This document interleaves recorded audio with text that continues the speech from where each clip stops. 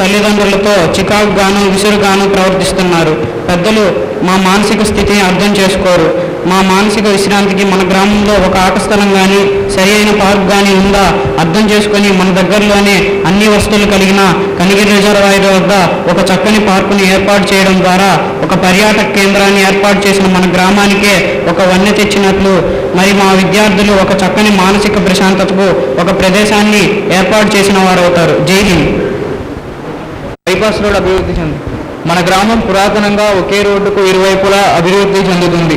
ప్రస్తుతం పెరిగిన ట్రాఫిక్ దృష్ట్యా కొన్ని సమయాలలో బస్టాండ్ ప్రాంతంలో పాదచారుల సంచారం కూడా ప్రమాదకరంగా తయారైంది. దీనికి మన గ్రామానికి ఉండే బైపాస్ కొంతమేరకు మాత్రమే ఉపయోగపడుతున్నది. అపార్ట్మెంట్ వద్ద ఆగిపోయి శ్రీరామ్ క్లాత్ మార్కెట్ ఎదురుగా గల రోడ్డులో కాలువ అవతల పక్కన గల సిమెంటు రోడ్డు కనిపిస్తాయి. ఆ ప్లాట్ పంచాయతీ వారిది అనుకున్నాము, కానీ అది శ్రీ అత్తిపల్లి మల్లారెడ్డి గారిదని తెలిసింది. పెద్దలు ప్రయత్నించి ఆ ప్లాటును కలుపుతూ కాలువపై బ్రిడ్జి నిర్మించిన పెద్దూరునకు ఏకంగా ఒకే రోడ్డు ఇప్పుడు ఉన్న మెయిన్ రోడ్లా ఏర్పడుతుంది. ఇందువల్ల ట్రాఫిక్ నియంత్రణే కాక ప్రజలకు ఎంతో సౌకర్యం ఏర్పడటమే కాక బైపాస్ సౌకర్యం కూడా ఏర్పడుతుంది. కావున ఈ విషయమై చర్చించి సరైన చర్యలు గైకొన ప్రార్థన. జై హింద్. గుర్తించింది కాకుండా ఇంకా పెద్దలకి చాలా సమస్యలు ఉన్నాయి, మనం గుర్తించి చెప్పగలగాలని ఇక్కడికి వచ్చున్నారు ఉత్సాహంగా. కాబట్టి అట్లాంటి సమస్యలు ఏవైనా ఉంటే దయచేసి ముందు చెప్తే నమోదు చేసుకుంటాం. తర్వాత పెద్దల చేత దానికి ఎలా పరిష్కారం ఉంటుంది, అది అవసరమా, ఎమ్మెల్యే గారిని విజ్ఞప్తి చేయాలన్నా, ఎంపీ గారిని విజ్ఞప్తి చేయాలన్నా, లేదా పంచాయతీ స్థాయిలో చేయొచ్చా, మండల పరిషత్ స్థాయిలో చేయొచ్చా అని క్లాసిఫికేషన్ చేసుకుందాం. కాబట్టి ఇప్పుడు గ్రామంలో ఎవరైనా సమస్యలు ఉన్నాయి, మేము మీ దృష్టికి తేవాలనుకునే వాళ్ళు ఉంటే దయచేసి చెప్పచ్చు. అయితే ముఖ్యం అంటే చాలు, కానీ పెద్దలందరి పేర్లు చెప్తే సమయం సరిపోదు. ఇప్పటికే మనకి చర్చ ప్రారంభించకుండా లేట్ అయింది, అంటే మనకు అందరు రావడం ఇది లేట్ అయింది. మా ఇంటి పేరు కోటి, నా పేరు జీవన వెంకట లక్ష్మీ రాఘవ. నేను బుచ్చిలో అకౌంట్స్ రాస్తుంటాను. సో బుచ్చిలో గాంధీనగర్లో ఈజీ జిమ్ వాళ్ళు రావడం లేదు, మొత్తం మట్టి కొట్టేసుకుని ఉంటుంది. ప్లస్ ఇంకో పాయింట్ ఏంటంటే ఈ మధ్య రియల్ ఎస్టేట్ వ్యాపారాలు విపరీతంగా ఉంటున్నాయి. ఆ రియల్ ఎస్టేట్ వ్యాపారాలు చెట్లను ప్రస్తుతం పంట దిగుబడి అనేది తగ్గిపోతుంది, ఆహారంతో తగ్గిపోతుంది. ఇప్పుడు మనం తింటాం, నెక్స్ట్ మన పిల్లలు మన తర్వాత వచ్చే వాళ్ళు ఆహారం లేకుండా అల్లాడిపోతారు. మార్కెట్లోకి ఇప్పుడే ఫ్రీస్ వచ్చేస్తున్నాయి. అంటే ఈ దాహం వేస్తే ఈ మాత్ర, ఆకలి తింటే ఈ మాత్ర, నెక్స్ట్ మన పిల్లల పరిస్థితి అర్థం కావట్లేదు. సో అట్లీస్ట్ ఆయా స్థలాల యజమానులు ఆ స్థలాల్లో ఈ చెట్లు కానీ ఏదైనా ఆహార పంటలు కానీ చిన్న కూరగాయల పంటలు వేసుకున్నా కూడా మనకు ఆహార దిగుబడి బాగా పెరిగిపోతుంది. ప్లస్ డైలీ అనేది మార్కెట్లో ఈ కూరగాయలు వ్యాపారంలో 2 లక్షల టన్నులు దొరుకుతూ ఉంది. సో మన చిన్నప్పుడు ఇక్కడ మారేడు చెట్టు విత్తనాలు ఉన్నాయి, అవి ఎలాగా ఉంటే మా నాన్న తెలుసు కానీ నాకు తెలియదు మారేడు విత్తనాలు. సో విధంగా ఈ రకాలుగా కొన్ని మొక్కలు చెట్లు అనేది అంతరించిపోతూ ఉన్నాయి, కొన్ని జీవజాలం కూడా అంతరించిపోతుంది, రేడియేషన్ అనేది పెరిగిపోతుంది. ఈ సెల్ ఫోన్ టవర్ల వల్ల ఇంకేళ్ళ కూడా మనిషి యొక్క శరీరంలో జన్యువుల లోపాలు, థైరాయిడ్ సమస్యలు, రకరకాల సమస్యలు వస్తూ ఉన్నాయి. సో ఇవన్నీ కూడా ఈ విదేశ వ్యాపారాల్లో ఈ పచ్చగా చెట్లు పెంచుతుంది అనేది బాగుంటుందని నా ఆలోచన.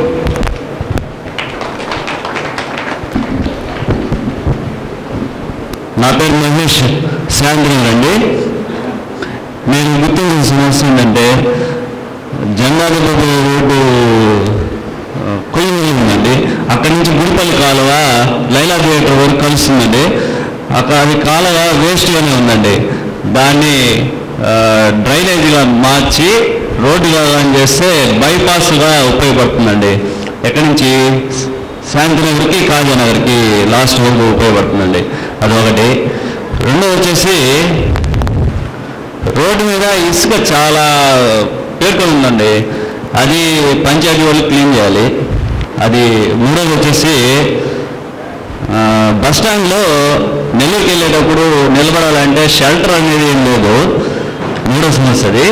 కాబట్టి అక్కడ పక్కనే మటన్ షాపులు అవి ఉన్నాయి, దానివల్ల కొంచెం ఇబ్బంది అన్నట్టుంది. మూడోది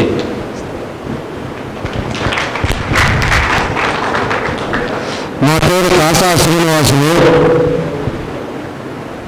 వ్యాపారం చేస్తుంటాను. నేను గుర్తించిన సమస్య మా మహేష్ గారు చెప్పాను, దాని సున్నితంగా మళ్ళీ చెప్తాను. బస్సు షెల్టర్ మన గ్రామానికి చుట్టుపక్కల 14 గ్రామాల నుంచి ప్రజలు వస్తుంటారు. ఎక్కడా నిలుచుకోవడానికి బస్సు షెల్టర్ లేదు, ప్రయాణికులు చాలా ఇబ్బంది పడుతున్నారు. ఎవరన్నా అంగళ దగ్గర నిలుచుకుంటే ఒక 10 నిమిషాలు చెప్పాను, పక్కకు పోయా అంటున్నారు. ఆ సమస్యను గుర్తించి మన గ్రామంలో ముఖ్యంగా 4 కొడలలో బస్ రోడ్డు నిర్మించాలా. రెండోది, మనకి రేపాల కాలంలో ఊరు నడుగుతున్న అది దోమల్ని తయారు చేసే ఫ్యాక్టరీగా తయారైంది. మనకి ఎక్కడ దోమలు కుట్టి మన బుచ్చు ప్రాంతం అంతా విస్తరిస్తుంది.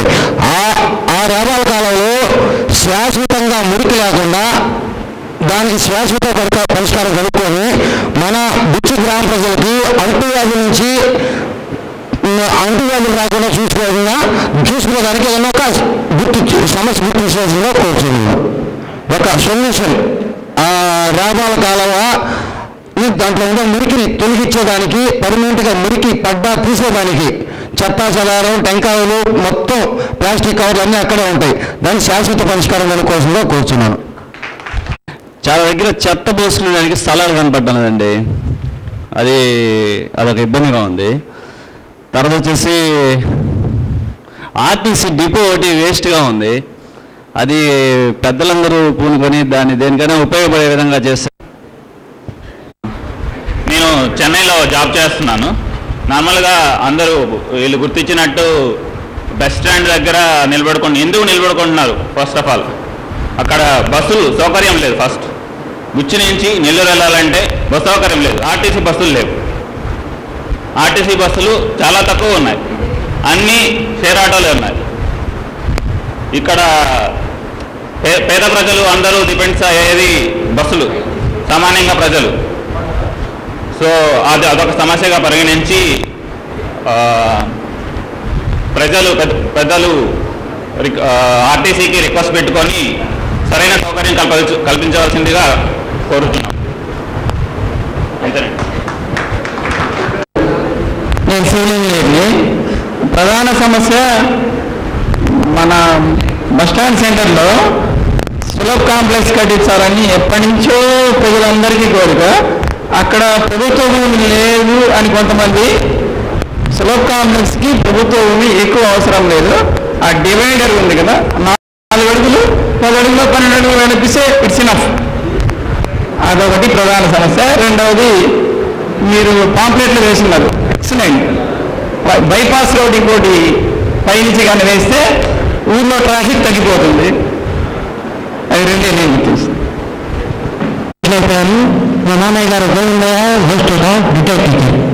కాకపోతే ఈ బుచ్చిరెడ్డిపాలెం నెల్లూరు జిల్లాలో పెళ్లి చేసుకోవాలని చాలా తలంపుతో చేసుకున్నాను. కానీ ఈ దరిద్రం వాతావరణమేమో మంచి వాతావరణమే, కానీ వీటిని చూస్తే అంత భయంకరమైన వీటిని ఇసుకతో, మట్టితో, దుమ్ము ధూళితో చాలా భయంకరంగా ఉంది.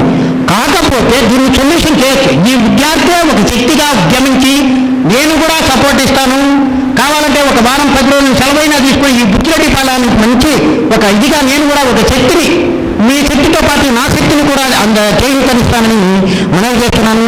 ఫస్ట్ సమస్య, దోమలైతే విపరీతంగా ఉన్నాయి. పిల్లలైతే కనీసం ఒక పవర్ కట్ ఎట్లా ఉందంటే అంత పవర్ కట్ ఉంది.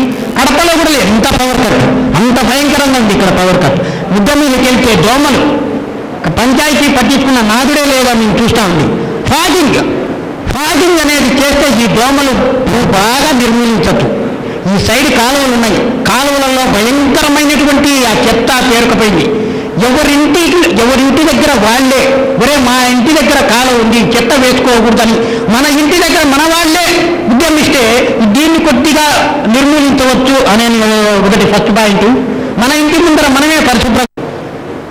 నెక్స్ట్, కడప జిల్లా ప్రొద్దుటూరు మున్సిపాలిటీలో ఏం చేస్తారంటే నైటే పారిశుద్ధ్య కార్మికులు క్లీన్ చేస్తారు. అట్లాగా బుచ్చిరెడ్డిపాలెంలో రాత్రి 10 తర్వాత ఈ షాపులన్నీ వచ్చిన తర్వాత ఆ రోడ్డంతా నీట్గా నైటే క్లీన్ చేసి వస్తే మన పంచాయతీ పారిశుద్ధ్య కార్మికులు ఉదయానికల్లా శుభ్రంగా ఉంటుంది. వీధిలో వచ్చే వాళ్ళు కూడా అబ్బా ఇది మన బుచ్చిరెడ్డిపాలెమైనా అని అటు ఉంటుంది. ఇది ఒక సెకండ్ పాయింట్. థర్డ్, మన ఈ నీళ్ళల్లో బాగా చిలుము పట్టిన నీళ్ళు వస్తున్నాయండి. బ్లాక్గా చిలుము పట్టిన ఇదంతా వస్తూ ఉంది. ఫస్ట్ మీరు గమనించారో లేదో, బాగా చిలుము పట్టిన నీళ్ళేమో మంచి నీళ్ళే, కానీ ఇది బాగా క్లోరినేషన్ చేయించాలి. పంచాయతీ వాళ్ళకి చెప్పి వీక్లీ ట్వైస్ క్లోరినేషన్ అనేది మస్ట్ అండ్ షుడ్. ఈ 3 చాలు మన గురుని బాగా చేసించాలి. థ్యాంక్ యూ అండి. మహేష్ గారు మీరు 2 సార్లు అయిపోయింది వచ్చేసి. టౌన్ బస్సులు ఇంతకుముందు 14 బస్సులు దాకా ఉన్నాయి సార్ నెల్లూరు వచ్చి. దాన్ని అన్ని తీసేశారు. ఎందుకు తీసేశారో తెలియదు. సాయంత్రం 6:45 తర్వాత బుచ్చికి రావాలంటే చాలా ఇబ్బందిగా ఉంటుంది. నెల్లూరు నుంచి ఇంత రోజు 10,000 మంది దాకా నెల్లూరు నుంచి ప్రయత్నం చేస్తున్నారు కదా. అది ఒక ఆర్టీసీ వాళ్ళకి ఒక విన్నపం లాగా ఇస్తామని ఒకటి. శాంతినగర్లో డ్రైనేజ్ అసలు లేదండి, కట్టలేదు. ఓకే, ఒక చిన్న విన్నపం.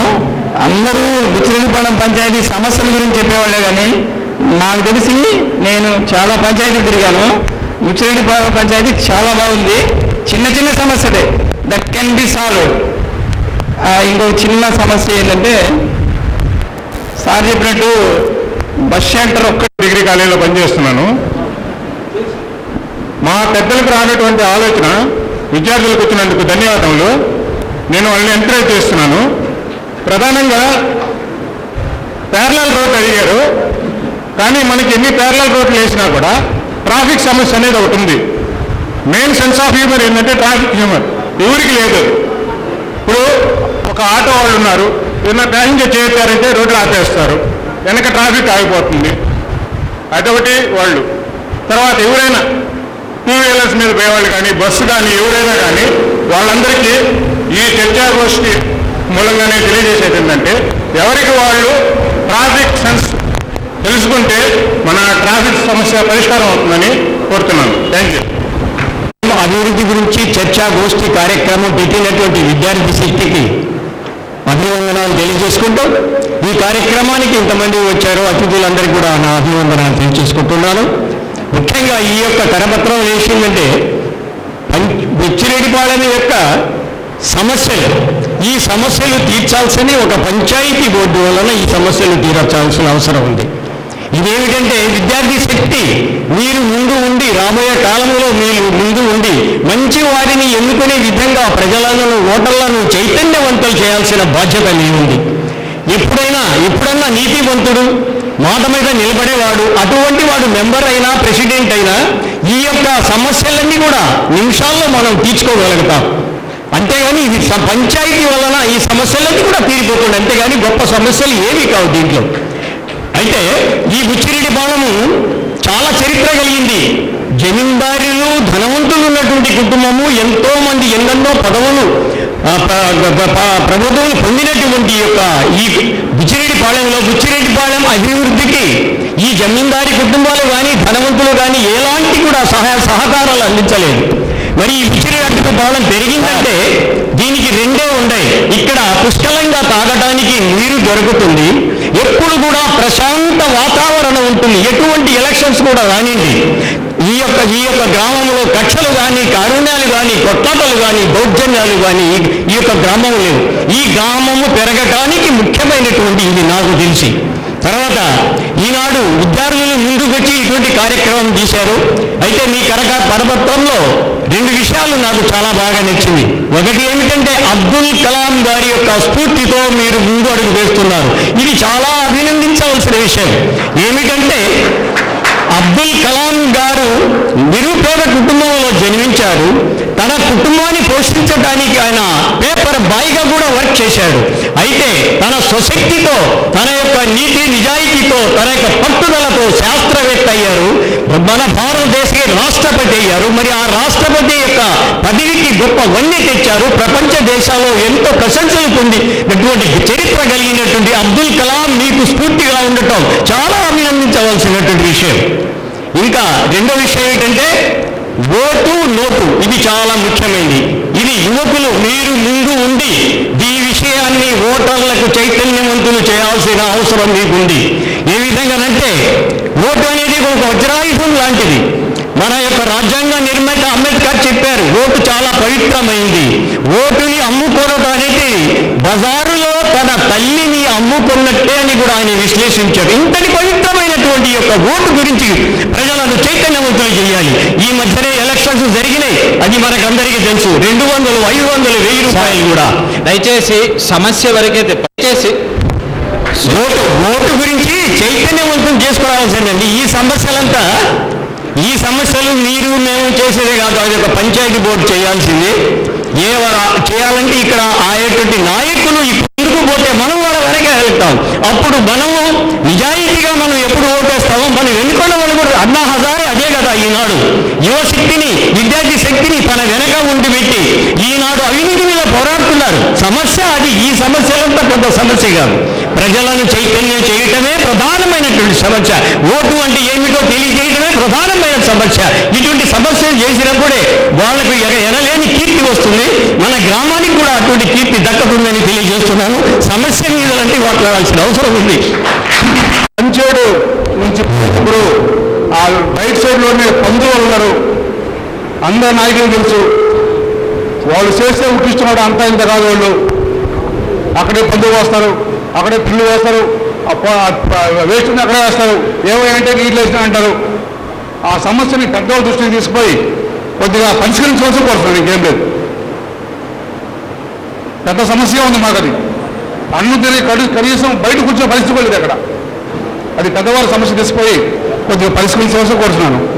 వీలైతే ఈ కమిటీ సభ్యులు ఒకసారి ఈ సమస్య మీద ఒక విజిట్ చేయవలసి కోరుతున్నాను. Thank you. చదివాను, కానీ ఈ ఊరికి వచ్చి ఈ ఊర్లో ఉన్న తర్వాత ఉన్న లోపాల్లో చాలా వరకు నేను సర్దడానికి ట్రై చేశాను. బస్ స్టాండ్ గురించి చాలా మంది మాట్లాడారు. I have return innumerable number of letters to RTC MD officer. RTC ఎండి ప్రసాదరావు గారికి పర్సనల్ లెటర్స్ రాసి బస్సెస్ని సబ్ రిజిస్టర్ ఆఫీస్ కూడా తిప్పమని అడిగాను. బస్ స్టాండ్ని రెన్యూవేట్ చేయమని చెప్పి శేషగిరిరావు గారిని ఆర్టీసీ దగ్గర ఆర్ఎం గారిని కూడా నేను చాలాసార్లు కలిసాను. పర్సనల్గా నేను మీట్ అయ్యాను. ఎందుకంటే ఇక్కడ లోకల్గా నేను కొత్తగా వచ్చిన తర్వాత ఎవరిని కలవాలి, ఏం చేయాలి అనేది కూడా నాకు అర్థం కాక just on my own I have taken certain initiations to do something for this town. Okay, ఇప్పుడు నేను ఒక వేదికగా దీన్ని భావించాను, మంచి అవకాశంగా కూడా దీన్ని భావించాను. ఇట్లాంటి ఇనిషియేటివ్ తీసుకున్న విద్యార్థులని నేను ఫస్ట్ అభినందిస్తున్నాను. దీనిని ఎక్కడ వెనుకకి పోనీయకుండా ఉండండి. విద్యార్థులకు మీతో పాటు మేము కూడా మీకు ఉండి సహకరించి అన్ని విధాలుగా సహాయ సహకారాలు అందిస్తాము. ఈ సమస్యల గురించి నేను డిస్కస్ చేస్తాను. బృందవన్ బుచ్చిలో ఎల్ఐసి ఆఫీస్ అంటే కేఎంఎస్ హాస్పిటల్ నుండి హెచ్పి బంకు ఇస్తున్న ట్రాఫిక్ పార్కింగ్లను క్రమబద్ధీకరించాలి. సెంట్రల్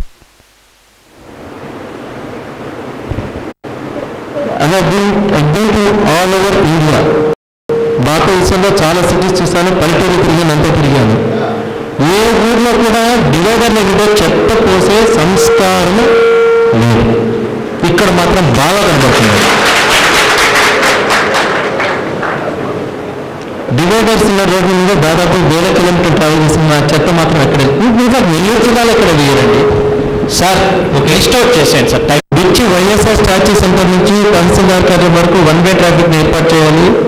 అంబేద్కర్ విగ్రహం నుంచి బైపాస్ రోడ్డు మీదుగా తహసీల్దార్ సెంటర్ వరకు రోడ్డు విస్తరణ మరియు కాశీపాలెం బెండారి రోడ్డు హౌసింగ్ రహదారి నిర్మాణం. వర్షపు నీరు నిలిచి ఉండే ప్రాంతాల్లో ఇంకుడుగుతులు నిర్మించాలి. చెత్త సమీకరణ గ్రామ పంచాయతీ వారు క్రమం తప్పకుండా చేయాలి. ఇంటి పన్ను మొత్తం మినహాయింపు వసూళ్లలో పారదర్శక చేపట్టి పంచాయతీ నిధులను పెంచుకోవడం. నివాస ప్రాంతాల్లో వీలున్న స్థలంలో కానుగ వేప చెట్లు నాటరాలు. పాలిథిన్ కవర్లు సరఫరా చేసి ప్రతి ఇంటి నుండి చెత్తను సేకరించే విధానం. ఇది చాలా గ్రామ పంచాయతీలో చేపట్టారు. నిర్మల్ పురస్కార్ గ్రామ పంచాయతీల్లో. గ్రామ పంచాయతీ స్థాయిలో పవన విద్యుత్, సౌర విద్యుత్ ఉపకరణాల లభ్యత ఏర్పాటుకు గ్రామ పంచాయతీలు చర్యలు తీసుకోవాలి. హరీష్ హండే ఆయనకు గ్రామ పంచాయతీలకి ఈ ఉపకరణాలు ఇవ్వడానికి తయారుగా ఉన్నారు. దానికి సంబంధించిన ఇన్ఫర్మేషన్ కావాలంటే ఇస్తాను. బస్ స్టాండ్ పునరుద్ధరించి పార్కింగ్, సైకిల్ స్టాండ్, బస్ పాసుల జారీ, ఏఎన్ఎల్ పార్సల్ సర్వీసులు కల్పించాలి. బుచ్చి, ఇసుకపాలెం, రేపాలెం వగైరు గ్రామ పంచాయతీల వ్యవస్థలు సమన్వయంతో పనిచేయాలి. సమాచార మార్పిడికి విధానం కల్పించాలి. ప్రభుత్వ స్థలంలో చేపల మార్కెట్ ఏర్పరచాలి. మెయిన్ రోడ్డుపై చేపలను అమ్మకదారులకు, కొనుగోలుదారులకు అక్కడ నుంచి తగిలించి మార్కెట్లో సదుపాయం కల్పించాలి. వివిధ ప్రభుత్వ విభాగాల్లో విద్యార్థులకు క్వార్టర్ల నిర్మాణం ద్వారా ఇక్కడే నివాసం ఉండే ప్రభుత్వ జిల్లా పరిషత్ ఆధ్వర్యంలో నిర్వహించబడే ప్రాథమిక ఉన్నత పాఠశాలల్లో అన్ని వసతులు పంచాయతీ ద్వారా దాతల ద్వారా సహకారంతో ఏర్పాటు చేయాలి. పెరుగుతున్న జనాభా మరియు నివాస స్థలాల నిర్మాణానికి అనుగుణంగా విద్యుత్ ట్రాన్స్ఫార్మర్లను ఏర్పాటు చేయాలి. విద్యార్థులకు అనుగుణంగా ప్రమాణాలను పాటించడం ద్వారా నిధుల సద్వినియోగం జరిగేటట్లు పౌర సమాఖ్యను రాజకీయ పార్టీలకు అతీతంగా ఏర్పాటు చేయాలి. తీసుకోవాలని డ్రైనేజెస్ ఇష్యూ ప్రతి ఒక్క డ్రైనేజ్ ఇష్యూ చెప్పారు. ఆ డ్రైనేజ్ ఇష్యూని కొంతవరకు మనం రెడ్యూస్ చేయొచ్చు. అది ఎట్లాగంటే మనం almost every person going to the out side getting to the plastic covers in any item. మనం ఏదైనా ఒక వస్తువు కొనుక్కోవాలంటే ఖచ్చితంగా ప్లాస్టిక్ కవర్స్ కొంటా ఉన్నాం. ఒక గుడ్డ సంచుల టైప్లో పర్చేస్ చేస్తే నెక్స్ట్ సెకండ్ వచ్చి మన ఊళ్ళో చాలామంది ఎదుగుదలకు ప్రయత్నించారు. ఆ ఎదుగుదలకు ప్రయత్నించిన ఒక్క రాజకీయ నాయకుడి విగ్రహం కూడా లేదు. ఎక్కడో పుట్టి పెరిగిన వ్యక్తులు రాజకీయ విగ్రహాలు మాత్రం మన ఊళ్ళో పెట్టారు. బెజవాడ భూపాల్ రెడ్డి గారు ఎంతో ఉన్నతమైన వ్యక్తి. ఒకప్పుడు మన ఆంధ్ర రాష్ట్రానికి సీఎంగా ఉన్నారు, ప్లస్ ఒకప్పుడు గవర్నర్గా ఉన్నారు. తర్వాత మన DLNR college plus government college girls high school ఇచ్చే స్పాన్సర్స్ వాళ్ళు ఎవరు ఎట్లా ఉంటారో మనకు తెలియదు. మన తర్వాతి తరాలకి మన ఊరి యొక్క ఎదుగుదలకు ప్రయత్నించిన వ్యక్తులు అంటే ఎవరు చెప్తాం. ఈరోజు విద్యాశక్తి అనే కార్యక్రమాన్ని పెట్టి తీసుకొని వచ్చారు. సమస్యని సులభంగా పరీక్షించుకోవచ్చు. నెక్స్ట్ ఆర్టీసీకి షెల్టర్ లేదన్నారు. సో ఎవ్రీ బస్ బాబు మీరు పరిష్కారాలు చెప్తే పెద్దవాడు దృష్టికి వస్తాయి. Thank you very much. విగ్రహం వారికి ఒకసారి క్లాప్స్ ద్వారా ధన్యవాదాలు బాబు. ఎందువల్లంటే గుర్తించడం పెద్దల్ని. నేను అతను రాజకీయ